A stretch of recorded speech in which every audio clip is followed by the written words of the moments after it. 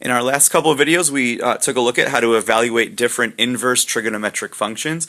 So if you haven't watched those two yet, I'd recommend you do that before you attempt this one. In this video, we're going to take a look at how to do the inverse trig functions, but specifically with our reciprocals. So inverse cosecant, inverse secant, inverse cotangent.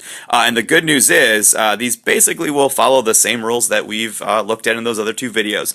And the great news is, remember, as long as that angle, or I'm sorry, that side ratio, the number in parentheses is positive, these are really easy to do. We can just look these up in our chart right away. So let's go ahead and take care of the first and last one. It doesn't matter whether it's sine, cosine, or tangent.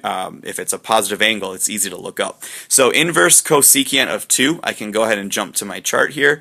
Cosecant is here. There's 2. If I read backwards and find my angle, it looks like pi over 6 is the angle that we need for that. Again, like I said, as long as that number in parentheses is positive, these are simple to do. So pi over 6 is the angle, no adjustment needed. If I jump to the end, I'll skip that negative one for a moment. If I jump to the end, the inverse cotangent of 1, again, since it's positive, I just need to read down the cotangent column, read backwards to find my angle, and I can see that's pi over 4 I'm looking at. So no adjustment needed, as long as that side ratio is positive, easy as pie. No pun intended. Last up, I've got this negative 1. So here's what I'm going to want to pay attention to, because if you recall from the last videos, we said it was a little bit different depending on if you were working with sine and tangent or if you were working with cosine. And so what I might want to think of first is, what is the reciprocal of secant? And hopefully I recall that the reciprocal of that is cosine, and cosine was that one that was kind of a little more work to do. So here's how this is going to work. Again, very similar to the last set of videos if you have watched those. So I'm going to pretend that this just says inverse secant of positive square root of 2. And so if I go to my chart to see, we're in the secant column. There's that positive 2. Nope, we want square root of 2. So right here.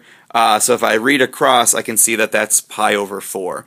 Well, unlike the other two examples, that's not my final answer, since my angle is negative. Really what that is that's a reference angle. Okay, and since we're dealing with cosine, inverse cosine is negative in the second quadrant. So I'm going to draw that pi over 4 angle in quadrant 2. Again, if you haven't watched the last couple videos, please do that, because I talk more about why in those videos. So there's the reference angle of pi over 4, but what I want to measure is still this angle around here, around the outside. And so if this piece is 1 pi over 4, remember halfway around would be 1 pi. So if this piece right here is 1 pi over 4, this other half, I shouldn't say half, this other portion of the angle that I want must be 3 pi over 4. And that's my final answer.